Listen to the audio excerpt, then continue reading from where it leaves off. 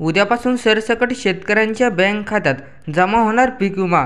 मार्चच्या पहिल्या आठवड्यात राज्यभरातील शेतकऱ्यांना पीक विम्याची रक्कम मिळणार असल्याचे सरकारने जाहीर केले होते।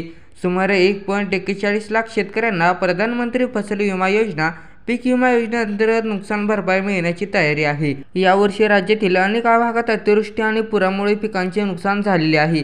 राज्य सरकारने ही नैसर्गिक आपत्ती म्हणून घोषित केली होती। सर्व क्षेत्रांमध्ये पाणी साचल्यामुळे बहुतांश उभ्या पिकांचे नुकसान झालेले आहे। ज्या शेतकऱ्यांनी पीक विमा घेतलेला आहे त्यांच्यासाठी विमा कंपन्या मार्चच्या पहिल्या आठवड्यापर्यंत दाव्याची रक्कम थेट त्यांच्या बँक खात्यात जमा करणार आहेत। ज्या शेतकऱ्यांनी पीक विमा काढला नाही परंतु नुकसान झाले आहे त्यांनाही पीक नुकसान भरपाई म्हणून शासनाकडून आर्थिक मदत मिळणार आहे। पुरामुळे अनेक शेतकऱ्यांचे भाताचे पीक पूर्णपणे वाहून गेले।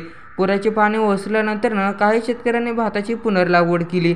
त्यांना रुपये 10 दिवसांच्या आत पीक विमा दावा म्हणून 7,000 प्रति एकर 16 ते नोव्हेंबर देशभरात पीक कापण्याचे प्रयोग पूर्ण झाले।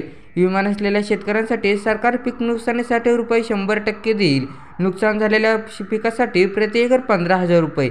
शेतकरी विमा दाव्याची आतुरतेने वाट पाहत आहेत। अप्रत्याशित हवामानाच्या घटनांमुळे यावर्षी मोठ्या प्रमाणात नुकसान झालेल्या शेतकऱ्यांसाठी मार्चच्या सुरुवातीला दिलेली रक्कम एक दिलासा म्हणून ठरणार आहे। धन्यवाद।